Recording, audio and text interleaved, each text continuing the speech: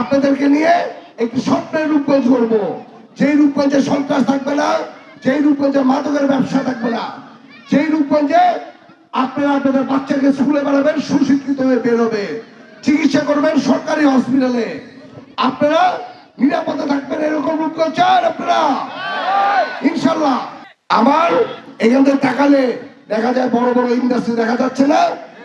দেখেন তো একটু পিছনে কত বড় ইন্ডাস্ট্রি, আকাশ ছোঁয়া ইন্ডাস্ট্রি, কিন্তু আপনাদের চাকরি দেয়?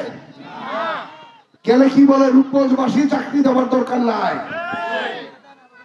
আমি বলে যাই, আমার গোলাকান্দারের মানুষ আমার নিজের মানুষ, তাদের বাসায় বাতি চললে ইন্ডাস্ট্রির বাতি চলবে, তার প্রতিটা ঘরে ঘরে ইনশাল্লাহ চাকরির ব্যবস্থা করব।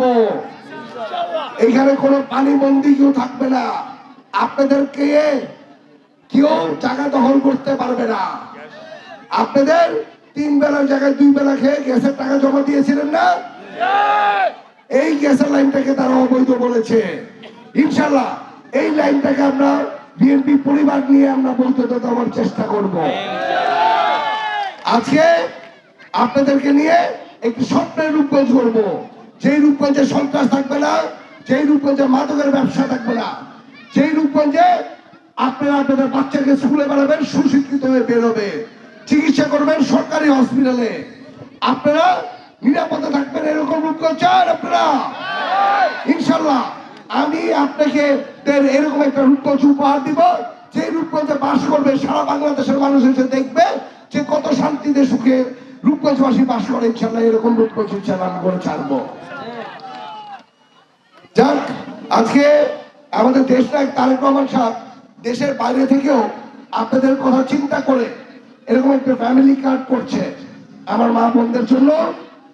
তারা বাসায় বসে থাকলেও একটা হাত খরচের টাকা পাবে, এরকম একটা ব্যবস্থা ইনশাল্লাহ আমরা করবো আমাদের দলের থেকে।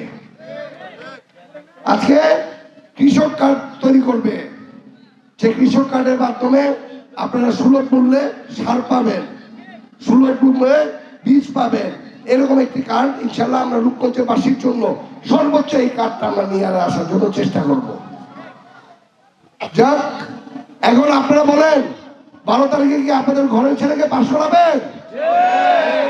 আমি কিন্তু গোলাকান্দারের বাসিন্দা, আপনারা যে কোনো সময় যে কোনো প্রকার দরকারে আমি বুধবারে বাসায় আসি, আমার বাসা গোলাকান্দারবাসীর জন্য 24 ঘন্টা খোলা আছে। আপনারা কোন নেতা ছাড়াও আপনারা আপনাদের কাছে আসবেন, এসে আপনাদের যদি কোথাও কোনো সমস্যা হয় আমার কাছে এসে আপনারা বলবেন, আমি চেষ্টা করবো আপনাদের প্রবলেমটা সলভ করে দেওয়ার জন্য।